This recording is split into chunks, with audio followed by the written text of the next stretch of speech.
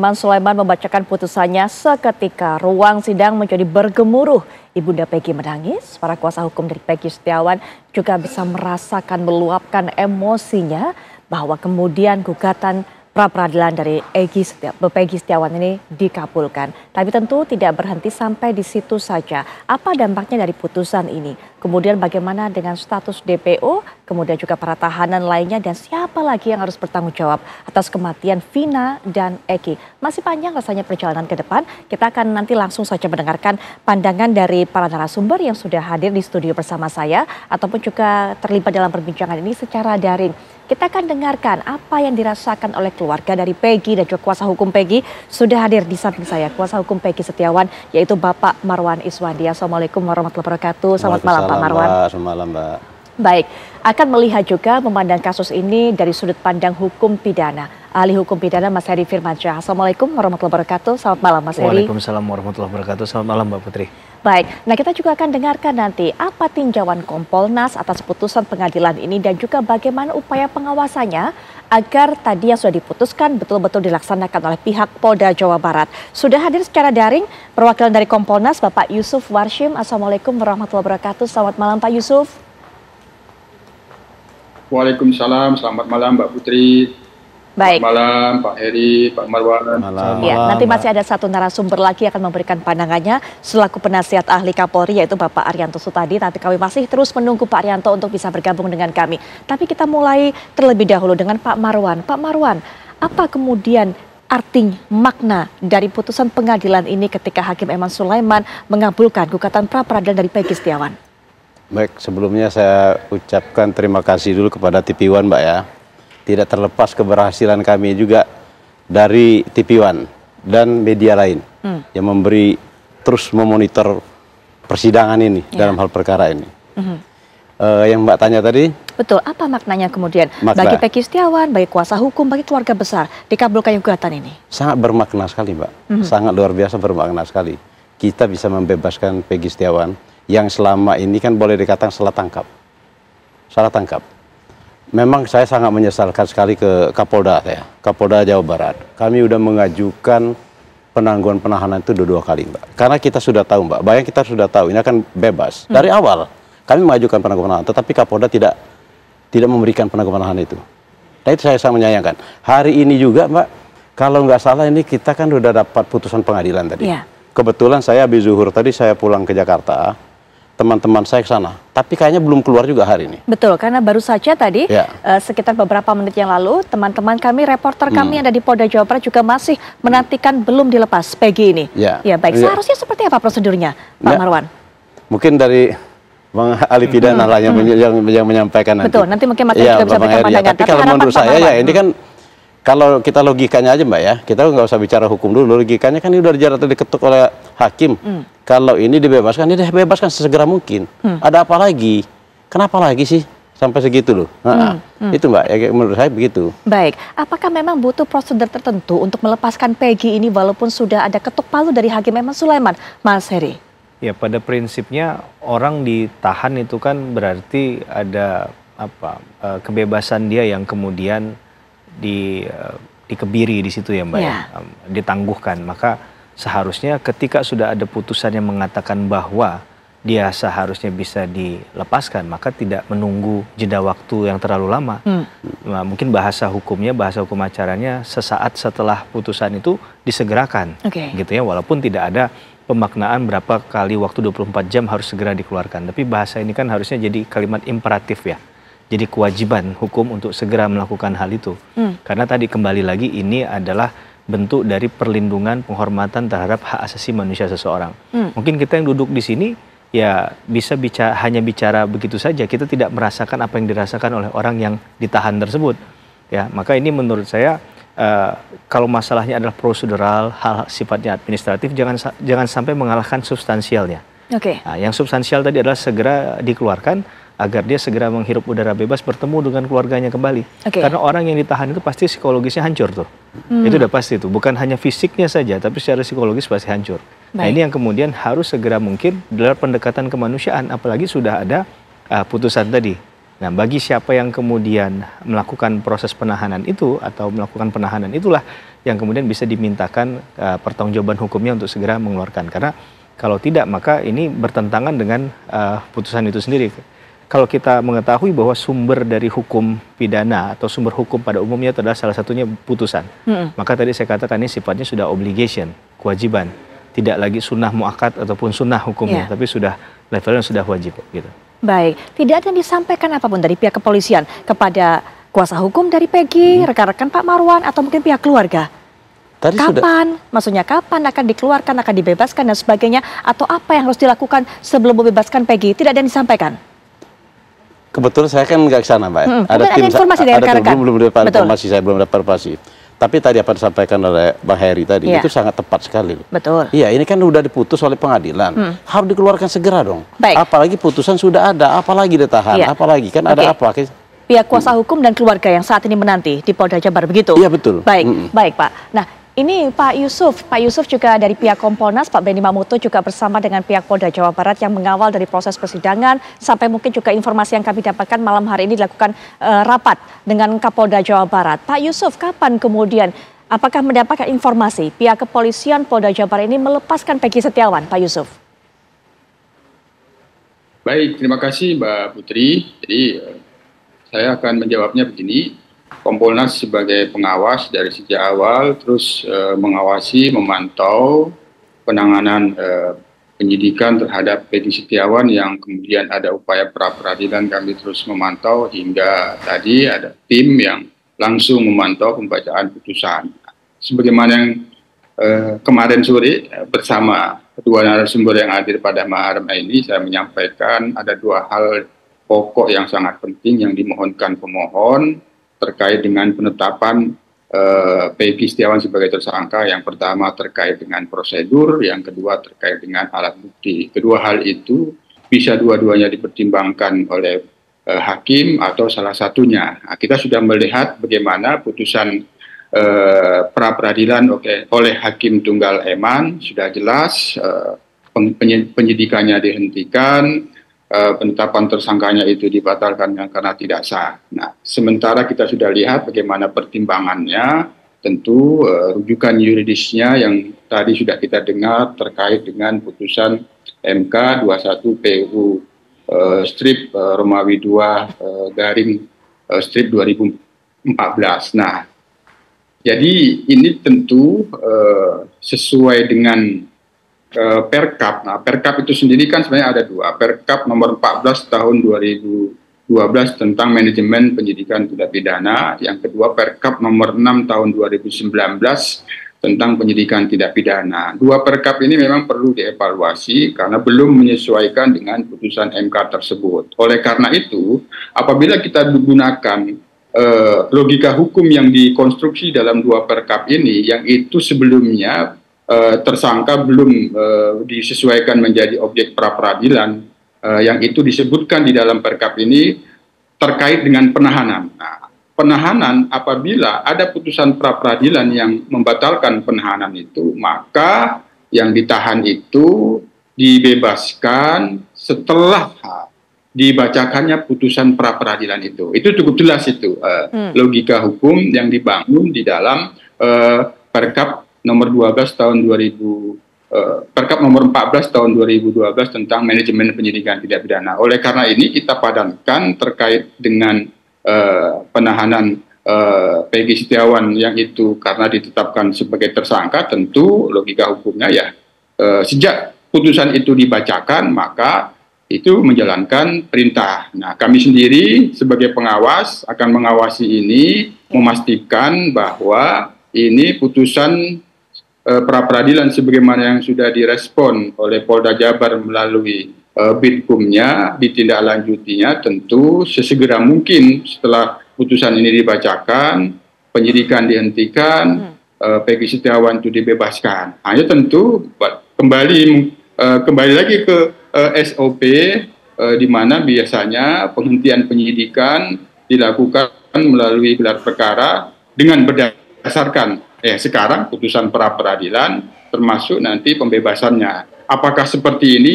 Ini masih dalam pemantauan Kompolnas, masih berada di Polda Jabar. Yang pasti kami sebagai pengawas tentu memastikan dan mendorong Polda Jabar sesegera mungkin menindaklanjuti, melaksanakan putusan pra-peradilan yang sudah dibacakan pada hari ini. Baik, nanti kita akan perdalam lagi, termasuk juga dengan keluarnya putusan ini bagaimana Mas Heri terhadap status DPO ini, apakah mulai dari nol lagi, mencari lagi dan apa yang harus dilakukan oleh pihak kepolisian. Tapi nanti kita akan bahas setelah jeda, apakah pada Indonesia Malam akan segera kembali saat lagi. Sudah bergabung dengan kita narasumber berikutnya, Bapak Arianto Sutadi selaku penasihat ahli Kapolri. Assalamualaikum warahmatullahi wabarakatuh. Selamat malam Pak Arianto. Waalaikumsalam, selamat malam Mbak. Baik, Pak Arianto Sutadi, ini pihak keluarga Peggy saat ini sedang menantikan, bukan hanya pihak keluarga Peggy tapi juga kuasa hukum juga sedang menantikan pihak Polda Jawa Barat membebaskan Peggy Setiawan.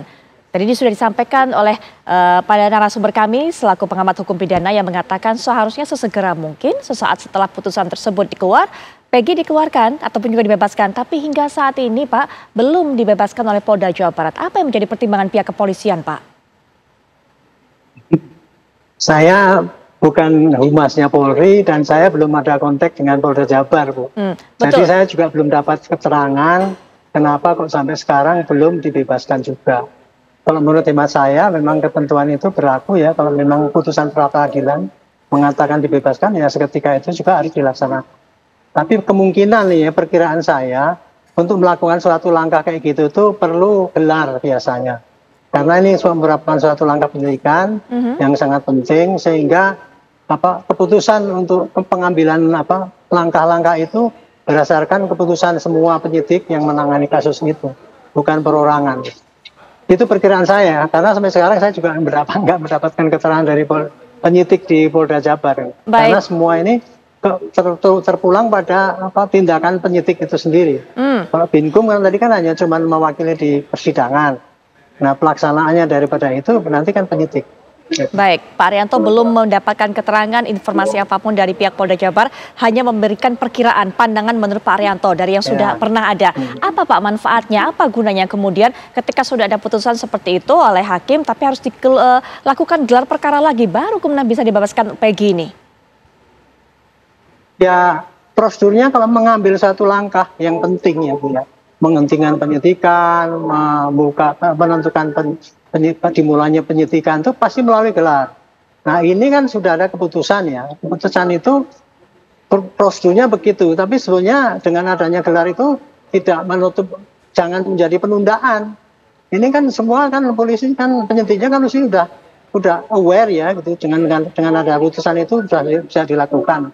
Mestinya ya begitu diputuskan tadi itu ya langsung gelar dan kemudian ditetapkan sehingga tidak ada alasan lagi untuk menunda-nunda ini. Itu kan jadi merugikan citra daripada penyidik itu sendiri. Karena dengan dikalahkannya di pra-peradilan ini sebetulnya secara kasat mata merupakan pukulan telak ya bahwa penyidik itu kurang sempurna kerjanya. Apalagi sekarang dengan penundaan ini, seakan-akan menunjukkan kan masih ngotot gitu loh, tidak mau menerima kenyataannya, seakan-akan begitu ya. Baik. Kalau bayangan saya sebenarnya ya segera aja dikeluarkan. Gelarnya ya seperti tadi begitu dengar putus langsung dinyatakan gelar sehingga kita tidak dicemooh lagi oleh masyarakat yang selama ini sudah a priori pada tugas penyidik. Itu pendapat saya sih ya. Baik. Karena nggak dapat keterangan dari penyidik.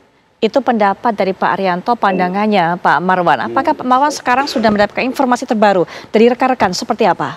Saya dapat informasi terbaru itu Mbak, sampai jam 18.30 tadi belum juga dikeluarkan. Baik, 18.30 sekitar 15 menit, 20 menit yang lalu. Ya, dengan alasan belum gelar perkara. Loh, kok belum gelar perkara? Kan gitu loh Mbak, ini menyangkut, ini orang kebebasan orang loh Mbak. Ini kan sudah diputus oleh pengadilan loh. Makanya saya bilang tidak ada pilihan lain, ini Dirkrimumnya perlu dicopot, harus dicopot. Saya sarankan kepada Kapolri, ini Dirkrimum dicopot ini. Dia memang ada prosedur dia waktu melakukan penangkapan, tidak sesuai prosedur. Sekarang udah dikalahkan oleh pra-peradilan, masih dipersulit juga loh kebebasan orang. Mau apa lagi sih Dirkrimum ini? Dan Kapoldanya kemana loh? Ini kan Kapolda memimpin wilayah itu kan Kapolda. Kapolda sama Dirkrimum itu copot menurut saya. Tidak ada pilihan lain kok. Iya. Baik, sebelum nanti Pak Rianto bisa berikan tanggapan mengenai hal ini, tadi komentar Pak Marwan, Pak Yusuf juga, tapi Mas Heri, bagaimana Mas Heri melihatnya? Gelar perkara harus dilakukan, tapi tidak segera mungkin, bahkan hingga saat ini juga masih belum dilakukan sehingga masih tertunda-tunda nih dibebaskannya Peggy. Yang kita tidak inginkan nanti pandangan masyarakat, tadi benar kata Pak Rianto ya, sangat permisif, bahkan nanti jatuhnya permisif terhadap keadaan ini. Padahal dari awal menaruh harapan agar ada perubahan perbaikan ya. Dalam konsepsi Integrated Criminal Justice System atau sistem peradilan pidana sifatnya terpadu, maka menurut saya hal semacam ini harusnya dijauhkan. Agar jangan sampai nanti apa yang sudah diproses secara hukum dengan benar, sudah ada putusannya, ketika harus dijalankan masih dianulir lagi, masih direvisi lagi, masih dicek kembali. Nah ini kan komunikasinya ke masyarakat menjadi tidak baik ya. Dan ini harus dijelaskan karena dalam putusan pra-peradilan yang baru dibacakan tadi pagi, hakim itu jelas menyoal masalah transparansi dan perlindungan hak asasi manusia. Seharusnya membacanya tidak hanya pada putusan itu saja, tapi mengejawantahkannya dalam SOP, dalam pelaksanaan tugas profesionalisme sehari-hari. Nah itu yang sebenarnya dimaksudkan. Jadi kita sebenarnya tidak membaca putusan ini hanya untuk case-nya Peggy Setiawan, tapi bagaimana perubahan arah sikap perilaku tadi, penegakan hukum itu yang lebih profesional, transparan, sesuai tadi amanah ataupun message yang sebenarnya dikirimkan lewat putusan pra-peradilan pada hari ini. Sehingga tidak ada lagi merasa bahwa ada yang disalahkan, ada yang dikalahkan. Ini adalah bentuk korektif. Memang pra-peradilan itu tugasnya untuk mengkoreksi. Saya disertasi saya tentang pra-peradilan dan bicara bahwa konteks ini adalah melihat untuk perbaikan secara horizontal kepada tindakan aparat penegak hukum. Jangan sampai abuse. Maka diuji dia, abuse atau tidak. Tapi memang di putusan tadi kan nggak menyinggung masalah error in persona sebenarnya. Belum masuk ke pokok materi perkara. Baru menyoal masalah apa yang dilakukan kemarin, ada yang dikoreksi. Ketika orang ditetapkan menjadi tersangka, mengapa sebelumnya tidak dilakukan pemeriksaan? Nah ini yang kemudian hakim tidak setuju dengan ahli dari pihak termohon yang waktu itu hanya bicara tentang minimum 2 alat bukti saja, hanya mengunci di daerah situ saja. Padahal yang dimaksud oleh hakim, kalau ini tidak diberikan peluangnya untuk diperiksa misalnya, semisal hanya diperiksa saja tidak dilakukan, maka menutup peluang dia untuk melakukan pembelaan hukum, Mbak Putri. Nah ini adalah pencitraan atau penghilangan penghargaan perlindungan terhadap hak asasi manusia tadi yang dimaksud. Nah kalaulah kemudian ini diulang kembali dengan mekanisme gelar perkara yang memang itu mungkin secara internal dibutuhkan, tapi di sisi lain kan ada kepentingan hukum, kewajiban hukum lain yang sebenarnya kalau kita lihat secara tingkatan lebih penting mana gitu antara gelar perkara ini dengan status seseorang yang sudah ditahan sesuai dengan KUHP pasal 21 tadi. Baik. Nah, ketika dia tidak terbukti sejauh ini ada prosesnya ada yang salah, maka apa beratnya? Nah, kalau saya nggak lagi bicara hukumnya sekarang.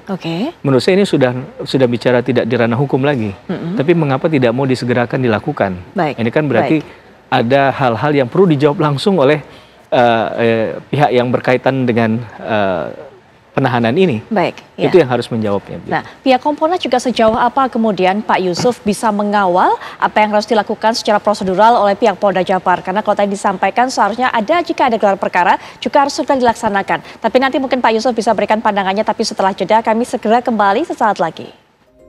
Kita kembali lanjutkan perbincangan. Pak Yusuf, jika Kompolnas ini melakukan pendampingan, melakukan pengawasan terhadap Polda Jabar agar bisa melaksanakan putusan pengadilan ini dengan tepat, sesegera mungkin. Apakah kemudian juga memberikan instruksi ataupun juga setidaknya pengawasan juga agar gelar perkara, jika itu menjadi syarat, bisa dilaksanakan dengan sesegera mungkin oleh Polda Jabar, Pak Yusuf?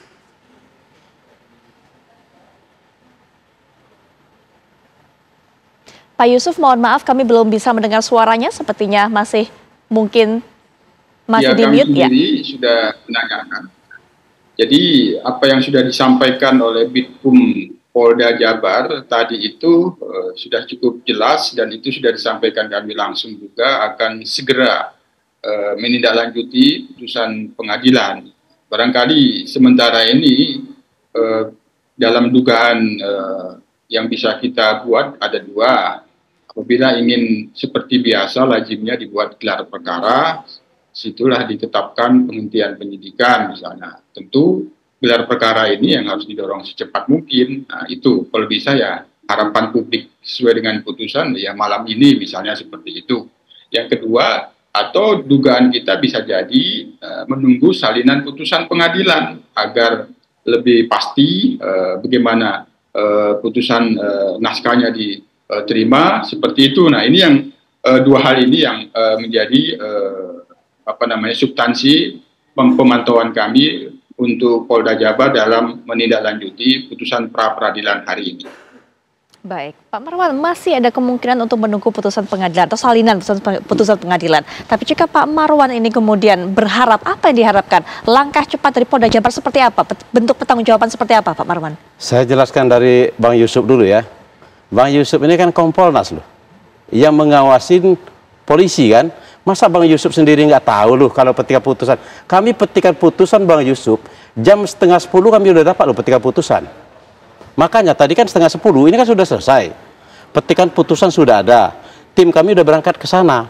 Sekarang kalau saya menjadi Kapolda Jawa Barat, saya menjadi Kapolda Jawa Barat sekarang Mbak ya.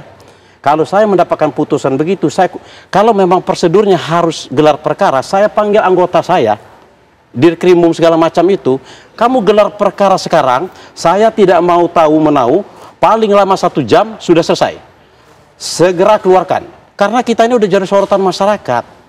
Ini sudah kita dikalahkan di pra peradilan, masih diperlambat lagi. Ini tambah, maksud saya kasihan Mbak. Saya sayang sama Polda Jawa Barat Mbak. Polda Jawa Barat itu banyak anggotanya yang bagus Mbak. Masih banyak. Bagus. Institusinya Polda Jawa Barat bagus. Jangan karena oknum seperti ini loh. Nah ini saya kasihan Polda Jawa Barat. Itu Mbak saya sampaikan. Kalau saya sebagai Kapolda, saya panggil, gelar perkara, keluarkan segera. Selesai permasalahan, jadi nggak menunggu-nunggu seperti ini. Ini masyarakat kan menyorot terus memonitor seperti ini. Ada apa lagi sih terhadap perkara ini? Kan itu menjadi bagian masyarakat. Yang rugi siapa? Ya Polda Jawa Barat sendiri yang rugi. Itu Mbak. Baik, penutup juga pandangan dari Mas Heri sebelum nanti kita mendengarkan juga pandangan dari Pak Arianto. Ini problematika yang sering ditemui, masalah komunikasi dan koordinasi antar lintas instansi. Menurut saya ini yang harus diperbaiki sebenarnya. Masalah tadi memang petikan putusan oke, tapi jarak posisi antara PN Jabar dengan Polda Jabar itu apakah melebihi ribuan kilometer atau bagaimana? Itu saja kan secara penjelasan seharusnya bisa kita maknai bahwa ini masalah willingness ya menurut saya. Kalau bicara political will, sehingga harus ada mindset yang berubah. Tidak hanya satu institusi, dan kita nggak hanya bicara kasus Peggy. Capek kita kalau hanya bicara kasus Peggy. Ini bisa terjadi di seluruh wilayah Indonesia. Itu yang harus kita perjuangkan. Jangan sampai gara-gara hal yang sebenarnya tidak substansial itu mengalahkan malah hal yang sifatnya substansial. Ini kan masalah mindset yang harus dirubah. Dan ini tidak 1 hari 2 hari, Mbak Putri. Dan ini yang menurut saya juga harus kita rekam dari jejak perjalanan kasus yang ditutup pada hari ini sidangnya Peggy Setiawan. Bahwa bukan hanya ketika putusan itu sudah dibacakan selesai, tapi masih ada kewajiban hukum yang harus dipenuhi, hak hukum yang harusnya dipenuhi juga dan didapatkan atau diperoleh oleh seseorang akibat dari satu tindakan penegakan hukum yang kemudian dikoreksi tadi. Hal koreksi-mengkoreksi itu menurut saya hal yang biasa. Jadi ini pun mungkin bukan akhir dari segalanya. Kita nggak tahu next ke depan. Yang penting adalah next ke depan apa langkah penyidik terhadap putusan pada hari ini. Atau tim kuasa hukum itu pasti udah jelas lah, nggak usah kita bahas, pasti dia akan mengikuti. Tapi penyidik ini harus jelas. Masalah DPO kemarin, haruskah kembali kemudian diproses kembali? Prosesnya harus dari awal atau mengikuti perjalanan yang kemarin? Itu juga harus ditentukan sikapnya. Dan terhadap tindakan-tindakan yang salah, ada langkah korektif terhadap mereka yang melakukan kesalahan. Maka kita akan lihat ada perubahan-perubahan sikap yang mengarah pada konteks bahwa ini mengikuti due process of law. Bahwa penegakan hukum itu tidak melihat orang sebagai subjek hukum. Maaf, bukan lagi sebagai objek hukum, tapi subjek hukum. Maka ini bentuk penghargaan terhadap asasi manusia yang seutuhnya. Iya, baik. Penutup terakhir dari Pak Arianto tadi harus ada langkah korektif. Tadi Mas Heri punya catatan-catatan tersendiri. Kemudian juga ini adalah willingness, keinginan, itikat Pak, untuk bisa melakukan putusan pengadilan dengan sesegera, secepat mungkin. Silakan Pak Arianto. Kalau pandangan saya ya, ini satu contoh ya, kelemahan daripada Polri saat ini. Dia tidak bisa menerjemahkan bagaimana apa yang dikehendaki oleh Bapak Kapolri. Transparan.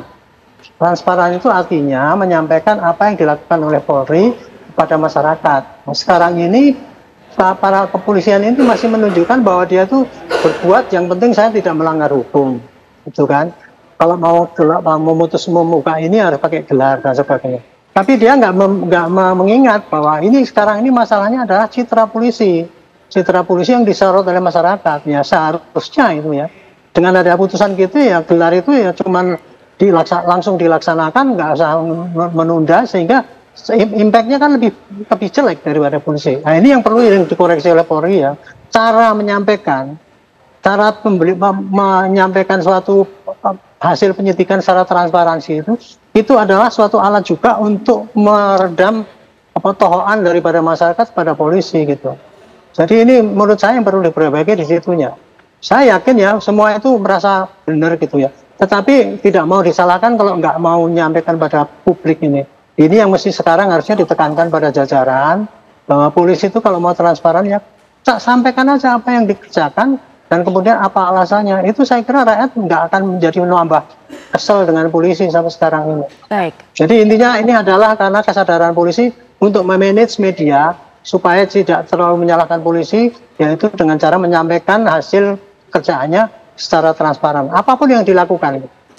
Baik, semoga langkah cepat akan sudah dilakukan karena memang transparansi hingga saat ini, hingga putusan pengadilan tadi dari hasil pra peradilan sudah dikeluarkan, tapi masih belum ada tindak lanjut. Terima kasih Pak Arianto tadi sudah memberikan pandangannya, Pak Yusuf juga terima kasih sudah meluangkan waktunya, dan Pak Marwan, Mas Heri juga terima kasih sudah memberikan pandangan mengenai hal ini. Kita nanti akan juga setelah jeda melihat kembali data fakta masih juga terkait dengan kasus ini. Ken Ana nanti akan juga menyajikannya untuk Anda. Silakan Ken. Betul sekali Putri Viola dan juga pemirsa, kami akan hadirkan untuk Anda informasi lebih rinci lagi. Kita akan melihat kembali bagaimana perjalanan lika-liku dari Peggy Setiawan yang kemudian di awal ditetapkan sebagai tersangka kasus pembunuhan Vina dan Eki 8 tahun silam, hingga kemudian putusan dari Hakim Eman Sulaiman hari ini, serta beberapa pertimbangan yang kemudian menjadi dasar dari putusan tersebut. Sesaat lagi.